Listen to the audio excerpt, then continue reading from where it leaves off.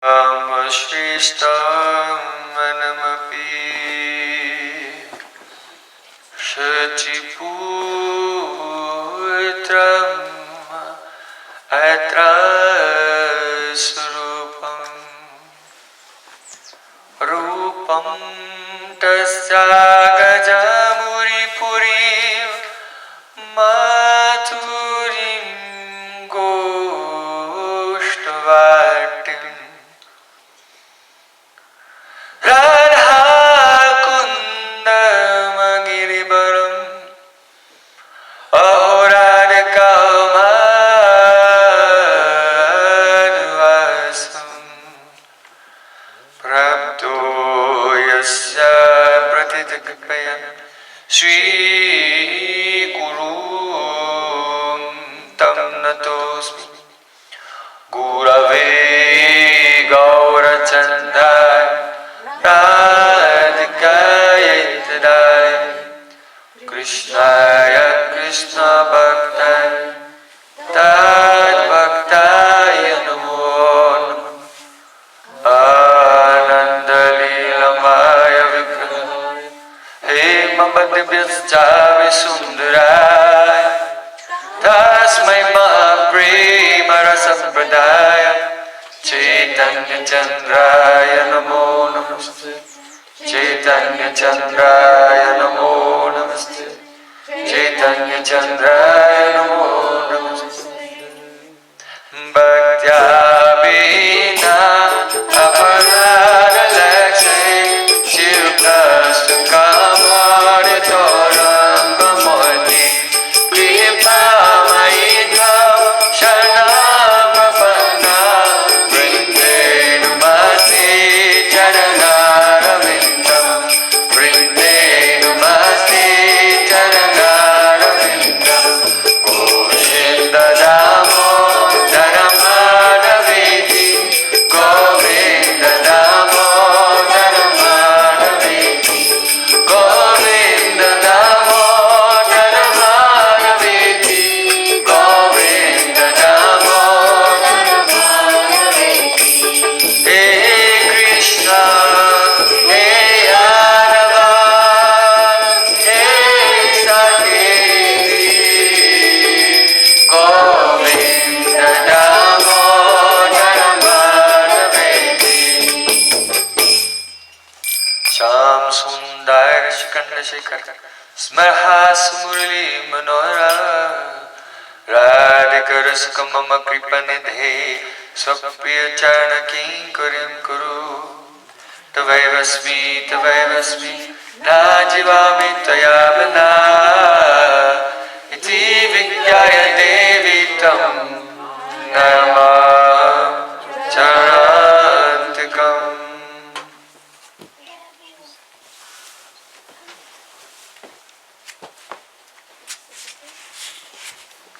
First of all, I offer my Sastang Dandavat Puspanjali, my heart like flowers thousands of times, at the lotus feet of my holy master, my supremely worshipable spiritual Gurudev. Asmadya Paramarata-tama Guru Pada Padma Nityalila Pravishta Om Vishnupad Ashtotara Satasissimad Rupanugacharya Varya Srila Bhakti Vedanta Narayan Goswami Maharaj. Secondly, I offer my pranam thousands of times at the lotus feet of my Sri Rupanuga Gaudiya Guru Parampara. And finally, I offer my pranam to all the assembled Vaishnavas and Vaishnavis. Panchakalpa Tarubhishta Kripa Sindhu Bhavatam Kutinanam Pavana Vaishnavi Yo Namo Namah.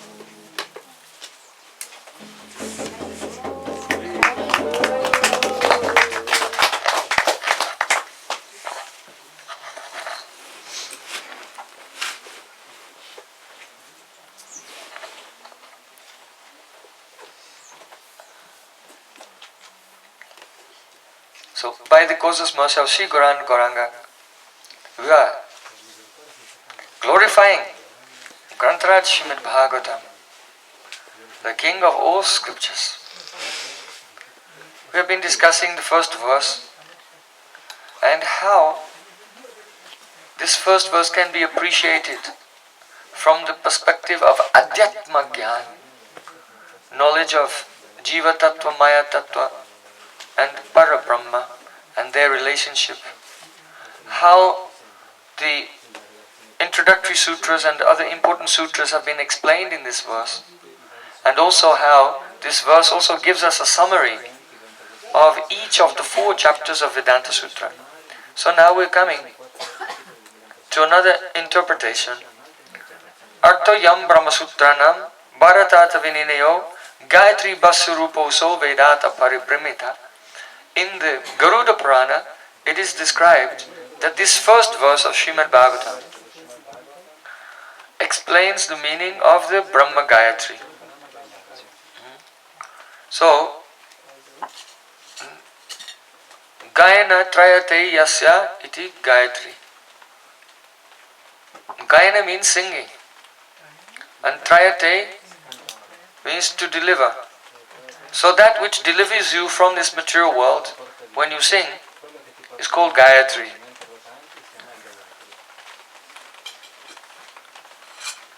We don't sing out loud, we sing it in the heart.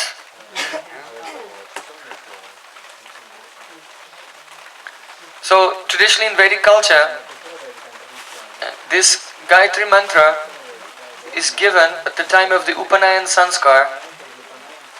That means a ritual is performed to bring the disciple close to the Guru. Upanayati means he brings close. So when the Guru, the spiritual master, brings his student very close to him for the purpose of studying the Vedas, that is called Upanayana Samskar. After receiving this Gayatri mantra, which is known as Savitri Gayatri or Brahma-Gayatri, to distinguish it from other Gayatris, because there are Gayatris also to different devatas, to Ganesh and Durga and so on. So the Gayatri is actually one chanda. Chanda means a meter, a poetic meter. So the poetic meter, which has 24 syllables, is called Gayatri Chanda.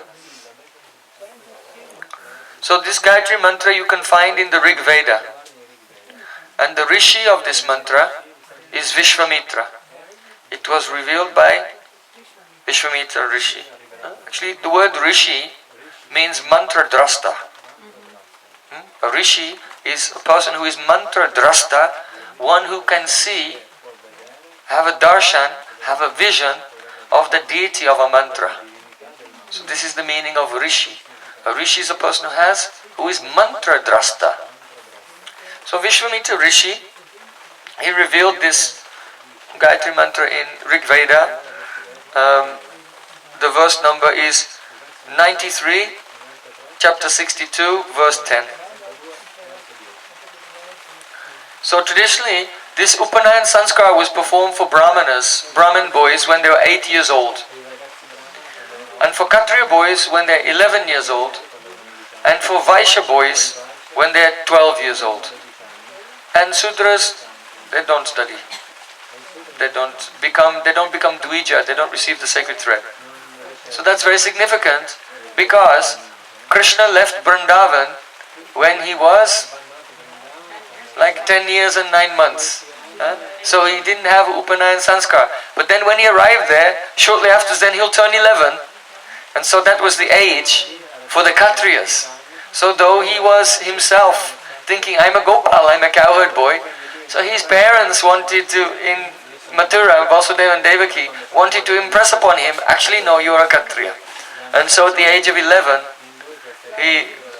Krishna received, and Balaram, received the Upanayan Sanskar. So, in the Atharva Veda, Brahma-Gayatri is called Veda Mata, the mother of all the Vedas. So the bij, the seed of this mantra is Om. And so it's understood that from the bij, Om manifests Bhur, Bhuvasva and the rest of the Brahma-Gayatri. And then from that Brahma-Gayatri manifests all the rest of the Vedas, and therefore Brahma-Gayatri is called the mother of all the Vedas. In Shrishti Kanda of Padma Purana also, it is said that the Gayatri mantra, each one of the Shruti mantras is a personality, actually. You know? So you can see at the end of the 10th canto of Srimad-Bhagavatam, just before the end, there's a chapter called Prayers by the Vedas Personified. So there are 24 prayers there, and each prayer is offered by the deity of one particular Upanishad. So the Vedas are personalities. And actually when Gopkumar travelled through the universe and he got up to Satyalok, then he met the Vedas personified. They were actually having a debate with each other because they couldn't agree on everything. So,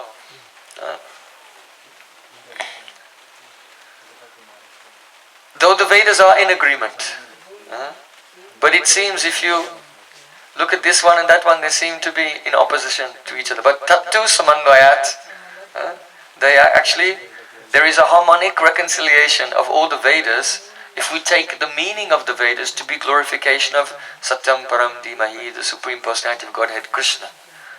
Otherwise confusion must come. Muyanti yat suraya. So, in the Srishti Kanda of the Padma Purana, there is a discussion how the goddess of the Gayatri mantra, she did austerities. And she wanted to attain the position of a gopi in Vrindavan. And as she was doing her austerities and her bhajan, she became mature and transformed and became calm Gayatri.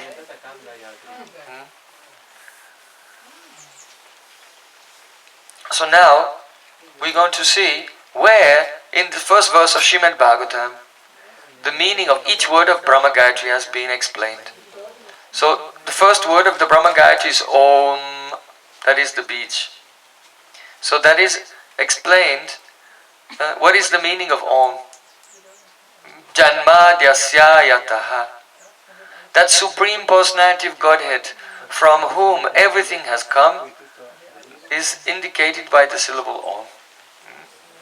Then, in the Gayatri mantra, Bhur Bhuva Svaha, it is explained here in the third line, Yatra Trisago Risha, means that the Trisarga, the three worlds, upper, middle and lower planetary systems, these three creations, Trisarga, Amrisha, are real. Why would the Brahma-Gayatri tell Bhur Bhuva Swaha if the material world is Vivarta? What would be? Vivarta is just complete illusion, complete mistake, like mistaking a rope for a snake. So it's clear that the impersonal philosophy in Kevala Dvaitavada of Shankaracharya is completely wrong simply on the basis of the mother of all the Vedas, because it speaks about the planetary systems. So how could one become enlightened by meditating on a Vivarta? So, therefore, Trisagom Risha, the three worlds are real, factual. And the Supreme Lord, Om, He has created them. Then, Tat Savituhu, it means that sun. Savitu, sun means Surya. But the sun is also called Savitri. That means one who gives life, who is the vivifier. He gives vitality and energy to everyone. So, that is explained by the word in the first line, Swarat. Swarat means independent, or here independent specifically means Swayam Prakash, Swatta Siddha, self-manifest. For us, our energy is always coming from something else, like breakfast. Right? So we have some energy because we ate some breakfast. But for the Supreme Lord, where does His energy come from? Himself. So He is Swarat. So in that sense, He is in poetry, He's analogous to the sun because whatever heat, whatever life, whatever light is here in the universe is come from the sun.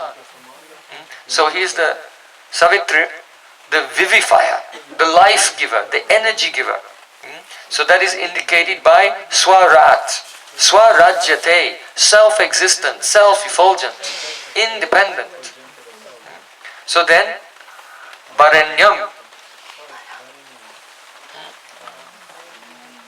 Varanyam is the superlative. Bara, Barista, Varanyam. Good, better and best. So Varanyam means best. So where is the word in the first verse of Srimad-Bhagavatam? Param. Ah, yes. Not Satyam, Param Satyam. That means Varanyam Satyam. Huh? Yes, very good. So, also, we can, the etymology of the word Varanyam, we can derive it from Vrindatu. So, Vrin, the verbal root Vrin, means to solicit, to request, to beg. And therefore, not only does it mean the one who is the best, but it is that person to whom we should always, from whom we should always solicit mercy. So that's the position of the devotee in relation to the Lord. Prema dana bina bhyarta daridra jiva dasa kori vetan mori deo prema dana. Chaitanya Mahaprabhu said, I am poverty stricken, I am a beggar. I am completely destitute, without prem, without love. So my Lord, I am begging you, please accept me as your servant and pay me the salary of divine love. So the word Varanyam indicates that the Supreme Lord is that person from whom we should constantly be in a position of begging mercy, soliciting His compassion upon us. That is that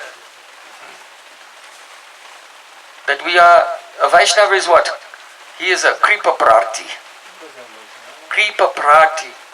He remains always in a position of prarthana, praying for Krishna's mercy. So then, Bhargo Devasya. Where is that in this verse? Dhamna Svena. No. Yeah. Bhargo means effulgence. And Devasya means of the Lord. The effulgence of the Lord. So that is explained here. Dhamna Svena. By His effulgence, by His divine Dham.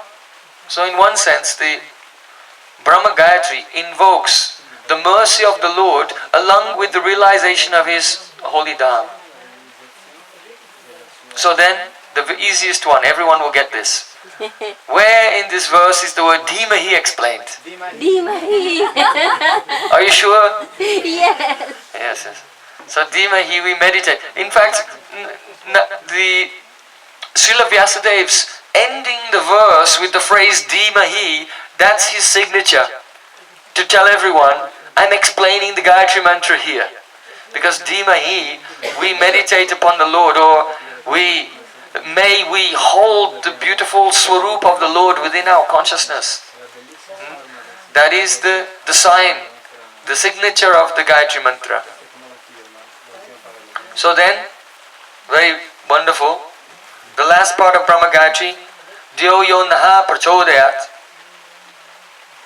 Dhya means our dhi, our buddhi, our consciousness, our awareness. Yo, that person, naha, us, he should inspire our consciousness. So where is that explained in this? Tene Brahma Yeah, exactly. Tene Brahma Hridaya Adi. Tene Brahma Hridaya, that part is explaining the meaning of Dhyo yo naha prachodayat. That's what it really means. So when Lord Brahma received mantra from the flute of Krishna, or we can say when he received the Chatusloki Bhagavatam, because there are different accounts of the enlightenment of Brahma in different Brahmas. Because Brahma is a position. So in the Brahma Samhita, Lord Brahma receives the Gopal mantra from Shuddha Saraswati and then the Kam Gayatri from Krishna's flute. And in the second canto of Srimad-Bhagavatam, there's a history of another Brahma who's enlightened by receiving the 4 seed verses of Srimad-Bhagavatam. So in either case, the situation is the same, that Lord Brahma meditated on whatever instructions, whatever Shabda Brahma, divine transcendental sound the Lord had imparted to him. And then when he became absorbed in devotion, remembering the mantra given by Krishna, then Krishna from within his heart, in the form of the mantra, Tene Brahma-Hridaya, he illuminated his heart with the full realization of his form, his qualities, his associates, his Dham, his transcendental world. So that, Tene Brahma-Hridaya, is the meaning of Prachodaya. So all of these things are very important because many of you have mantras, some of you have this Brahma-Gayatri, and some of you have other mantras which include the same grammar, the same words, the same principles. So whatever you have learnt here from the first verse of Srimad-Bhagavatam, you can apply that to the mantras that you have received in Guru Parampara. So, another feature, we're still on the adhyatma-dhyan, another feature of this first verse is that the Mahapurana has 10 features. Yes, atra saga visagascha stanam poshnam utaya manvanta ishanukuta nirodha muktir ashraya. So you can see in the second canto of Srimad-Bhagavatam, chapter 10, Shukadeva Goswami is speaking and is describing the 10 characteristics of a Mahapurana. And so this first verse of Srimad-Bhagavatam is also like a summary of Srimad-Bhagavatam. For example, in the Shikshastakam of Sri Chaitanya Mahaprabhu, the first verse of Shikshastakam is a summary of what is explained in the remaining 7 verses. So similarly, this first verse of Srimad-Bhagavatam summarizes the contents of the entire Srimad-Bhagavatam also. So these 10 symptoms of a Mahapurana, they're also described in the first verse here. So, first of all, Atra Sarga. Let's look at the 10 symptoms first. The first symptom of a Mahapurana is the description of Sarga, creation. So that creation means the primary creation by the glance of the Lord towards Prakriti, which brings about the manifestation of the elements, maya-tattva, ahankar, buddhi, manas, the senses, the sense objects, and the gross elements. So that is sarga. Then there is visarga, secondary creation. That secondary creation is the act of Lord Brahma taking those ingredients which the Lord has manifested and creating the various bodies of higher beings, demigods, angels, Gandharvas and so on, and human beings and animals and insects, and from top to bottom, all the various bodies that He creates with the elements that the Supreme Lord has caused to manifest. So that is called Visarga, the secondary creation. So, this discussion about creation you'll find many times in Srimad-Bhagavatam. Within the first 3 cantos, there are about 7 detailed, separate descriptions of the process of creation. So, why does Shukadeva Goswami discuss the same topic again and again, but describing it as it was explained at different times in history, sometimes by Kapila Dev, sometimes by himself, sometimes by Lord Brahma and so on? Why does he speak about this repeatedly? Because it's so important. Because our main problem is we think that we are these elements. We think that we are this body made of earth, water, fire, air and ether. If we don't think that, then we think that we're our mind, or our intelligence, or our ego. And so it's important to hear again and again, so that we can discriminate between what we are and what we are not. So Atrasaga Visargastha, then Starnam. Starnam means the sustenance and the protection of the living beings, especially the protection that the Supreme Lord affords to His devotees. So then, Starnam Poshanam. Poshanam means Anugraha, mercy. The mercy of the Lord upon His devotees, in the form of inspiring them with realization, transcendental realization and bhakti. Then, the next topic is Utayaha. Utaya means the utis. Uti is the impetus of action. So what is the impetus of action in this world? Our swabhav, the nature we have acquired. In our chitta, there are anadi sanskara, impressions coming from karmic activities that we've performed since time with no beginning. And so, our swabhav, our nature, the way that we behave, the things that we do are dictated by whichever samskars of the endless impressions in our chitta are coming into our conscious mind right now. So that is called Uti. Then the next topic is Manvantara. Manvantara means that there are astrological periods of time within the day of Lord Brahma. Perhaps you know that the yugas go around, Satya Yuga, Treta Yuga, Dwapara Yuga and Kali Yuga. They go around 1,000 times in the day of Lord Brahma.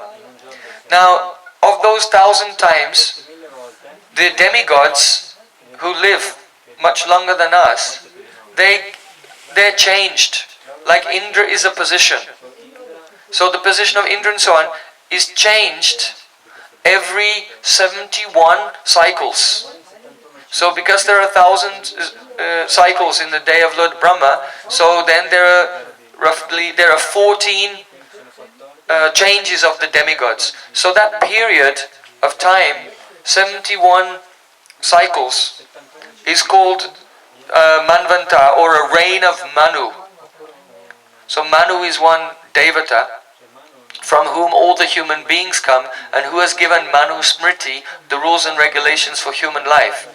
So here Manvanta specifically means the narrations concerning the character and activities of kings during the various reigns of Manu. So it begins with Swayambhuva Manu, and then there are so many Manus like Chakshusha Manu, Rochisa Manu. Now we're in the reign of Vaivasvata Manu,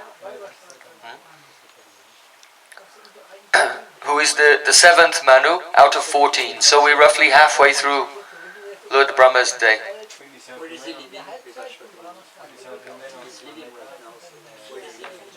I'm not sure about that. Manu Lok.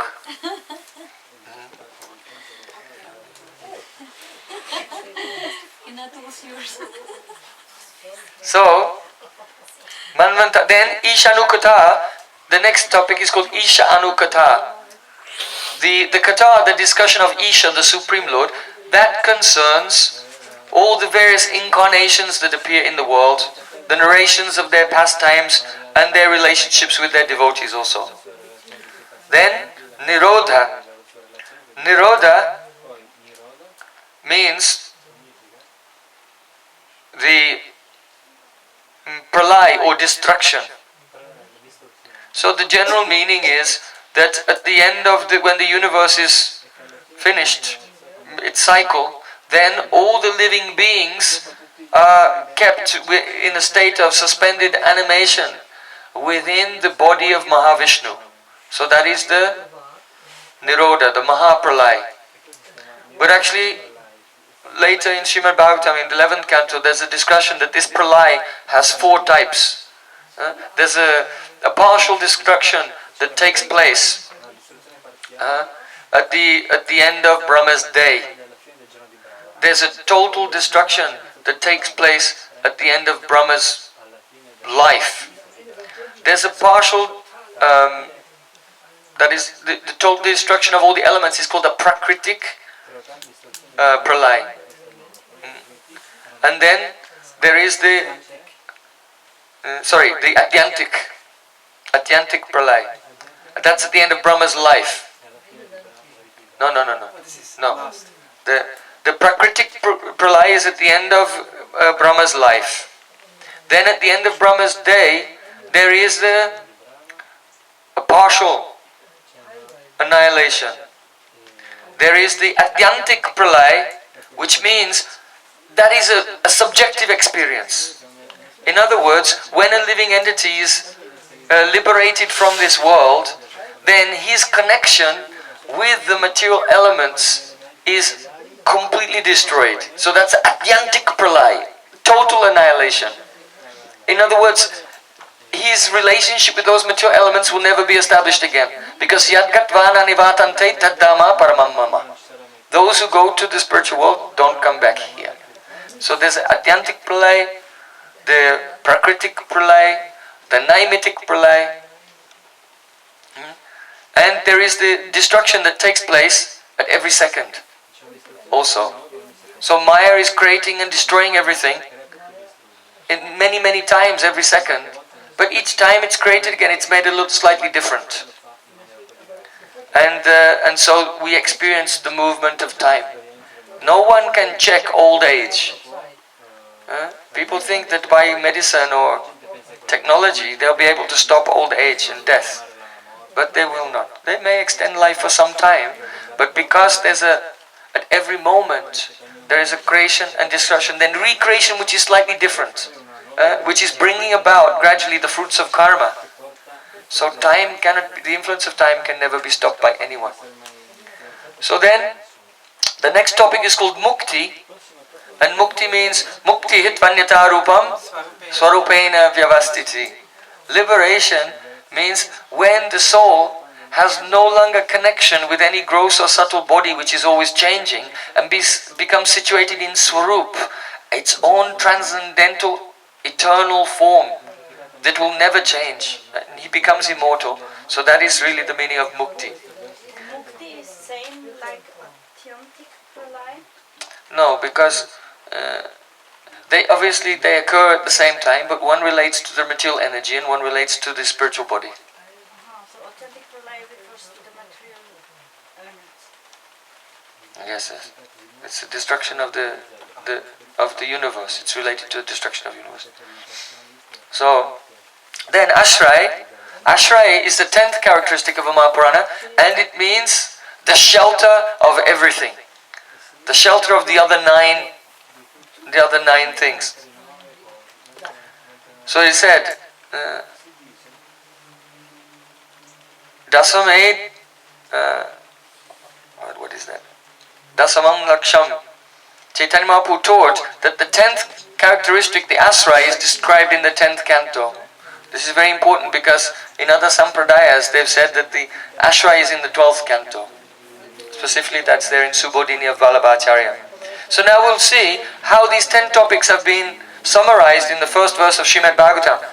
So Janmadhyasya yataha, he from whom the creation, maintenance and destruction of the world comes, summarizes Sarga, primary creation, secondary creation, Sthana, the maintenance or the sustenance, protection of the world and the devotees by the Lord, and Nirodha, of course, the destruction of the world. Then, Manvantara and Ishanukata are subsumed under the category of Sthana, because the Lord maintains and supports the world and the devotees through his pure devotees, such as the kings who live in the reigns of Manu, in the very different Manvantaras, and also through Ishanukuta, through his various incarnations. So then, the next topic is Poshana, mercy. So the mercy of the Lord is described here, Tene Brahmaridaya, that the Lord enlightens the hearts of the devotees with realization and with devotion. Realization and devotion, though they may occur simultaneously, but they're two things. Because devotion is the joy that you feel when you please the Lord. And realization is your experience of the Swarup of the Lord and His associates and so on. Therefore it says, Bhakti parishanu bhavo virakti anyata chaisa trika eka kala. Just as when you eat, three things take place. You get taste, you get nourishment, and your hunger goes away. So in the same way, when the person is surrendered, engages in bhakti, the degree to which they're absorbed in that bhakti, to that degree, they get bhakti, that is the devotion. Pareshanubhavav, realization. So devotion and realization are two things. Though they occur simultaneously, just like when eating, you get strength and taste.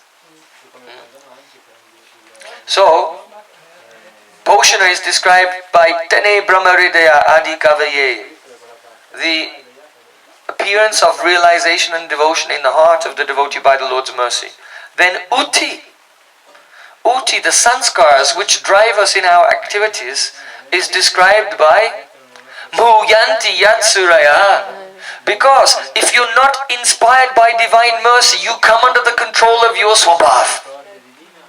So whatever the sages and rishis have written in their various philosophies, due to the fact that they neglected to accept the correct epistemology, the correct way of receiving knowledge, which is to avail oneself of the spurti, realization of Shabda Brahma by the mercy of the Lord. When one doesn't do that, then automatically he comes under the influence of Uti, his own sanskars, his own impressions. So what to speak of persons who don't follow the Vedas, even the rishis like Gautam Rishi, Kanad Rishi, Patanjali and so on, Kapil Rishi, Jaimini Rishi, they took shelter of the Vedas, but they didn't take shelter of the correct method of receiving the Vedic knowledge. And therefore, Muyanti Yatsuraya, they came under the influence of the Uti and came up with so many philosophies which were not Vedanta, which were even in many ways opposed to Vedanta. So then, Mukti here is described by the words Dhamna Swaina Sada Nirastakukam.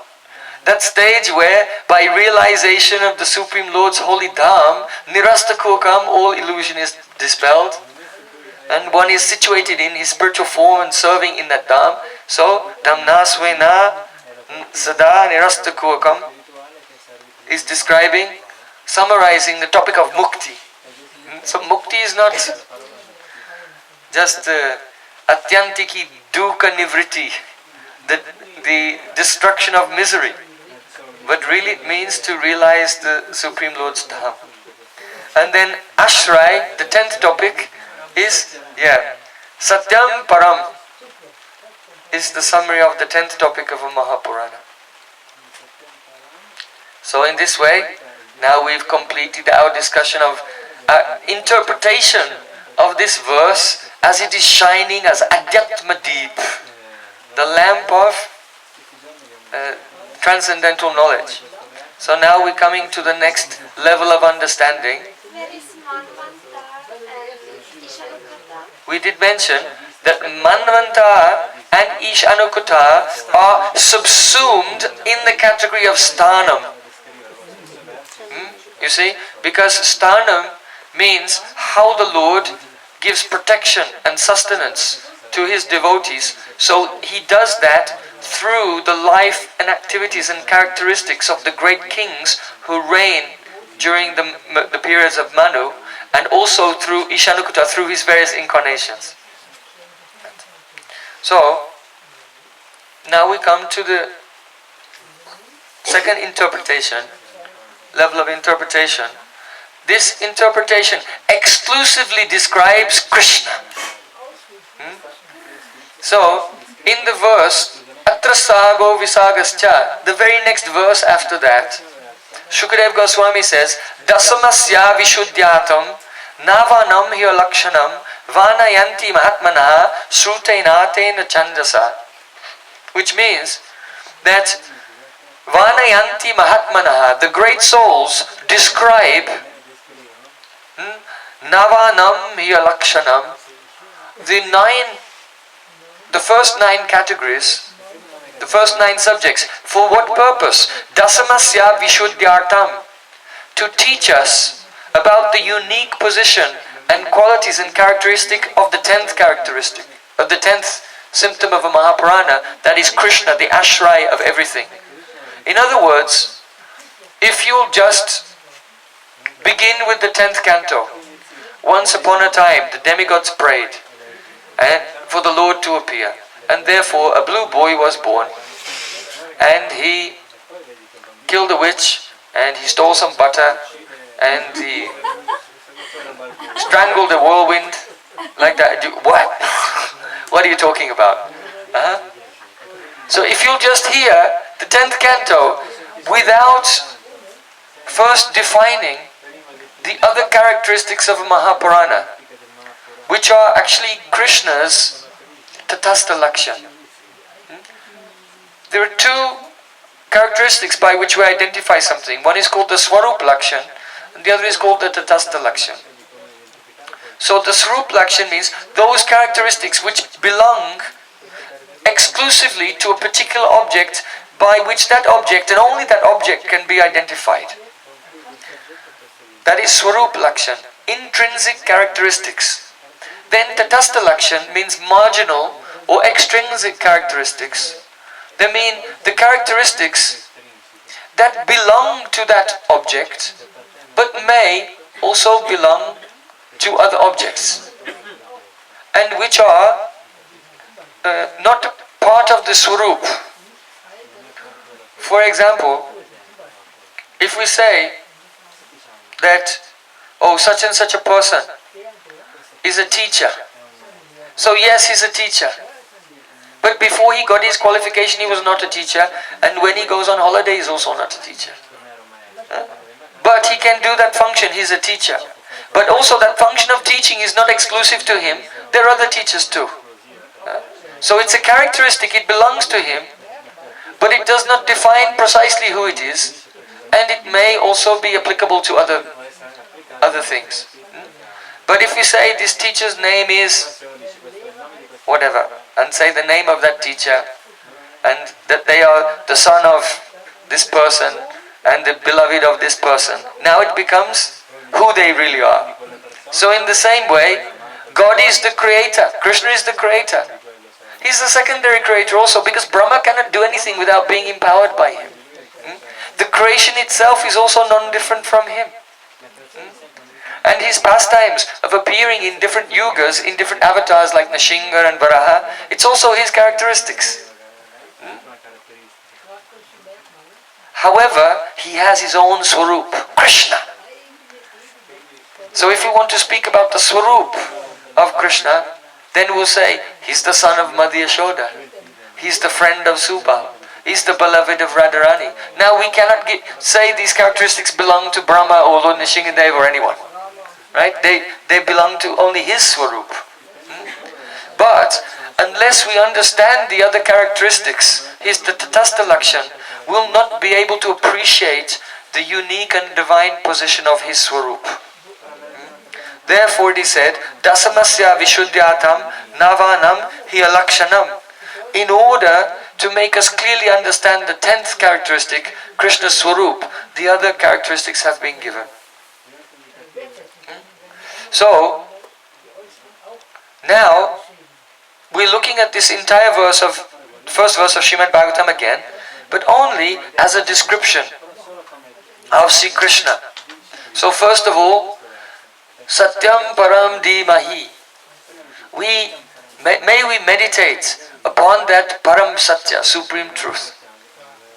So how do we know that this is Krishna? Because in the beginning of the 10th canto, actually 2nd chapter of the 10th canto, when Krishna was in the womb of Devaki, all the demigods came and offered prayers and said, Satya Bratam Satya Param Trisatyam Satyasya Yonim Nitam Cha Satyai Satyasya Satyam Rita Satya Nityam Satyatmakam Tvam Sharanam Prapanna. Very beautiful verse. So we know that this Satyam Param, it must be Krishna, because all the demigods keep calling him Satya, Satya, Satya, Satya, Satya, Satya. So what does it mean? Krishna is Satyabratam, one whose vow is true. What is Krishna's vow? Sakrit eva prapanayas devasmiti chaya chaye sarvada sabhayam tasmai dadamyaham etad bratam mama. Supreme Lord has said, if someone just once in their life says, my Lord, I am yours, then I make a vrata, I make a vow that I must make that person fearless and always protect them. So this verse was actually spoken by Lord Ram. But Krishna, he is Satyavrata to the highest degree. Because, Sita Devi, she married Lord Ram and took shelter of him, but what did he do? For the sake of Maryada, setting an example of etiquette for the whole society, he sent her away to the forest. So though Lord Ram is Satyavrata, but Krishna is Satyavrata to the highest degree. My Gurudev, when my Gurudev was a young boy, he was a great devotee of Lord Ram. But later when he was old, he used to say, you should love Krishna. Krishna is the ocean of love and affection. Even Krishna in the form of Lord Ram, if you make a little mistake, or even you don't make a mistake, only the public think you made the mistake. He might even reject you. So take shelter of Krishna. He is really the ocean of all love and affection. So Krishna is Satyavrat. In Gita he said, Ananyas chintayantu mam ye jana paripasate tesham nityabhyuktanam yoga semavahamyaham. This is Krishna's brat. If one always thinks of me and worships me, then whatever they have I protect, and whatever they need I personally bring and carry it myself. Krishna is Satyavrat because he said, Tasman mat charnam gostam man natam mat parigraham gopaye swatpa yogena soyam te brata ahita. When Indra sent heavy rain and thunder and lightning and all Braj was being destroyed and the cows were afraid, the Brijbasis were shivering in cold and terrified, they all approached Krishna. Then Krishna thought to himself, Tasman matcharnam gostam. This Goshta, all the villages of Goshta, the Goshtala issue. So, that means the members of the dairy farm village. They are Matcharnam, they've taken shelter of me. Man Nata, I am their Nath. Mat Parigraham, they are my own family. Therefore, Gopaye Swatma Yogena, by my own yoga maya, I must protect them. So Yamme Brata Ahita, this is my brat. So Krishna always protects his devotees. Krishna never fails in protecting his devotees. So his name is Achyuta, one who never fails. And his name is Satyavrata. So the demigods are praying here. Satyabratam, Satyaparam. So it's describing Satyam Param. He's the highest truth. No truth is equal to him. He's Tri Satyam. Satyaparam means that Krishna is the highest truth. Means that he cannot be understood by hypocrites. Those who are hypocrites, those who are deceptive, those who have a crooked mentality, those whose inside and outside is different, they cannot understand him because he's Satyam Param. So when a devotee becomes simple, very straightforward, Saralata e Vaishnavata.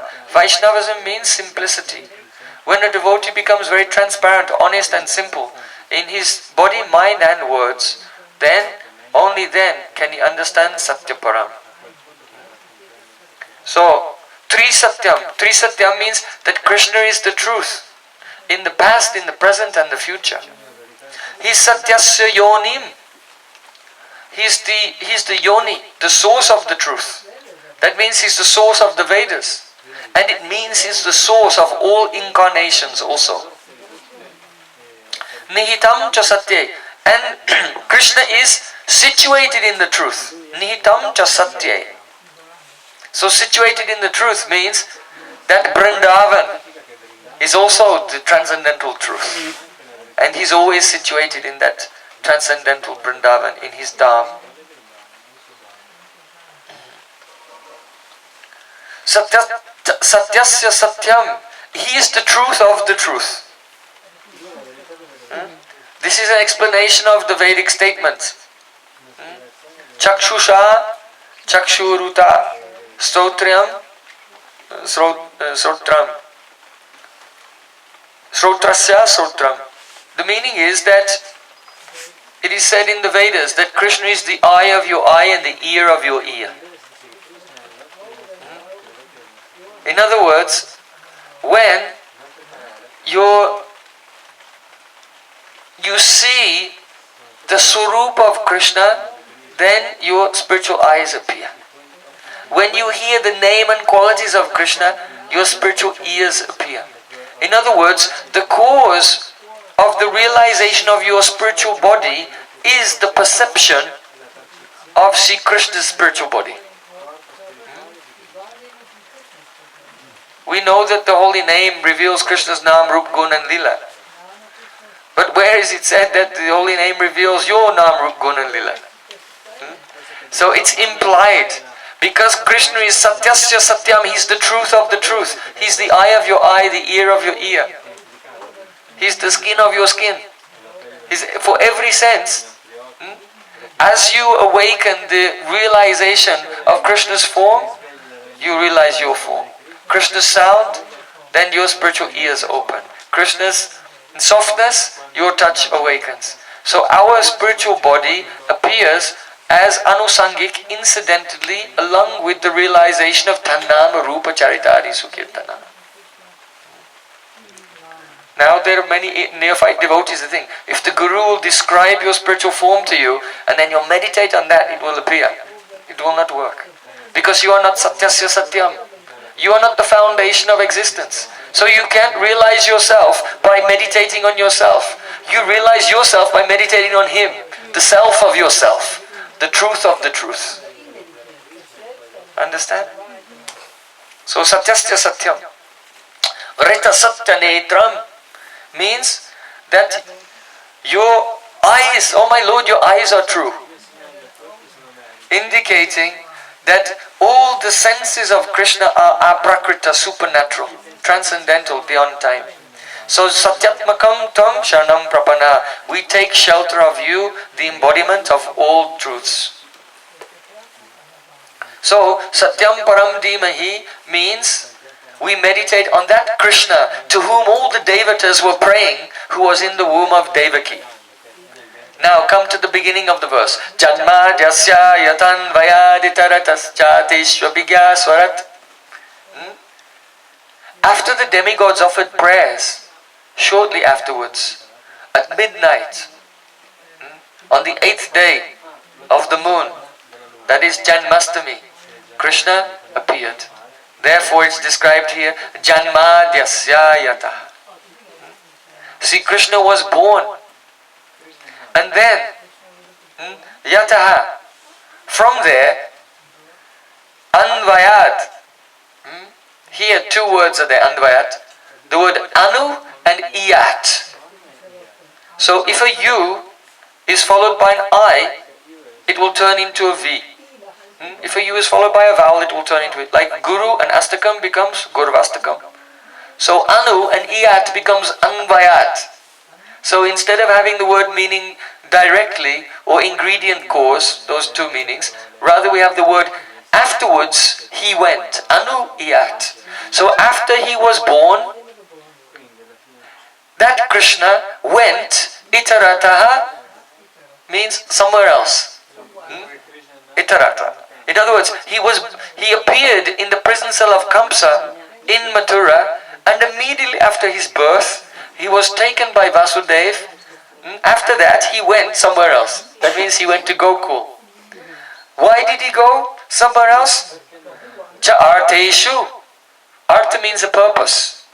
Because he had so many purposes. And he was abhigya. He knew what his purposes were. What was his purpose? To cheat Kamsa Maharaj. Right? Because Kamsa Maharaj came to the cell to kill him, but found instead a girl. So, therefore, Anu iyat chateshu abhigya. Because he knew his purposes. From the cell of Kamsa Maharaj, he went to another place to cheat Kamsa Maharaj. And also, abhigya, he knew that devotees with a superior love were waiting for him in Gokul. Because Nanda and Yashoda and all the Brijbasis, their love is far superior to the love of the Vasudeva and Devaki or any residents of Mathura. Therefore, Anvayad itarataha charteshu abhigya, knowing his own purpose, that he wanted to relish rasa in the form of the superior love of the residents of Gokul, after his birth, Janmadhyasya yata anvayad, he went to another place. So, then, abhigya, swarat.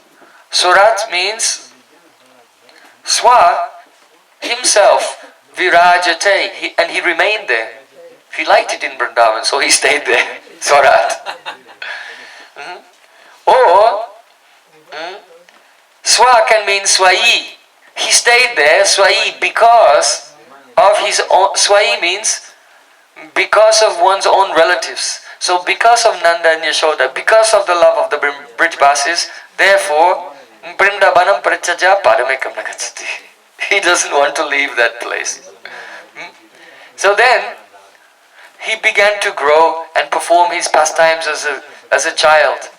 At that time, Lord Brahma tried to steal his calves and his boyfriends.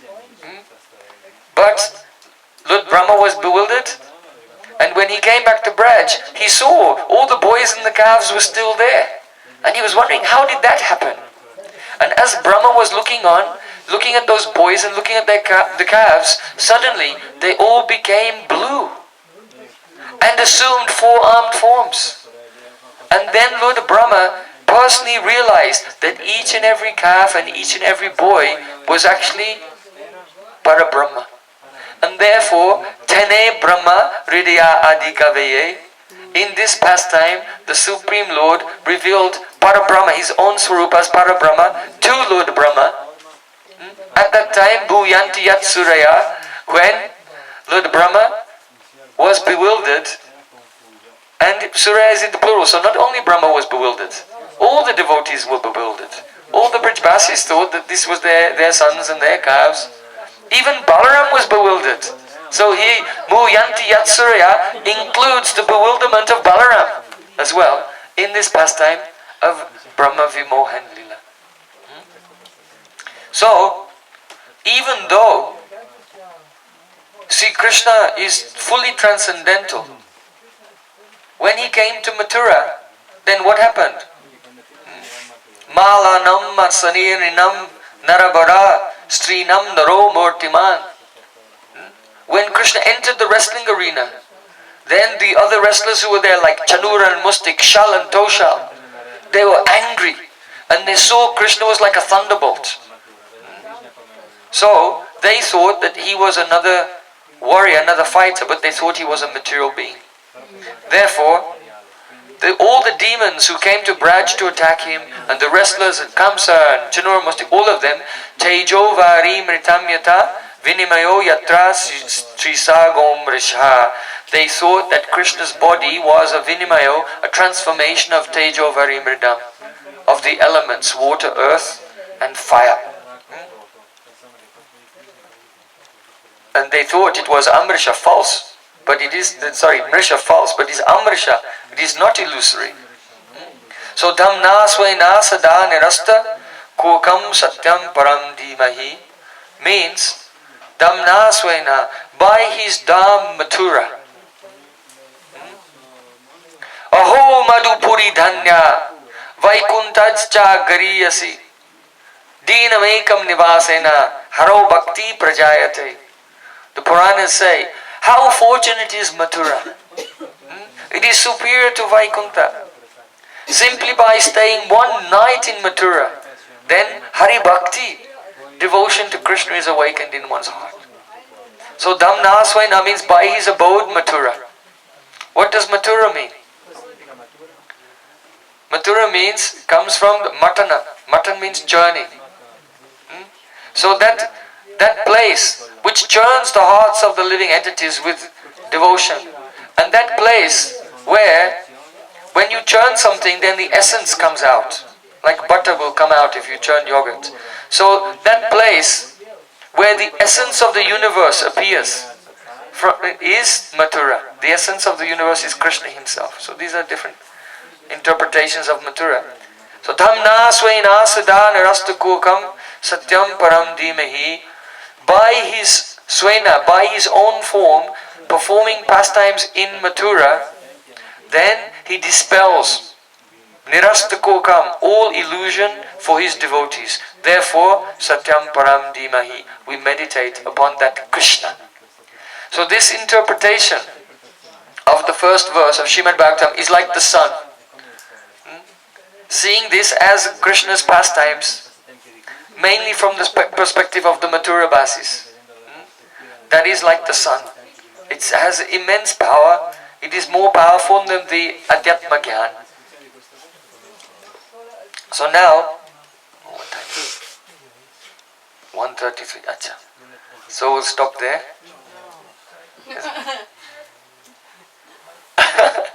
We'll stop there. We'll take some questions and then we'll continue. The next interpretation is, I'll just introduce it because we'll discuss in the evening, that even though there are other rasas,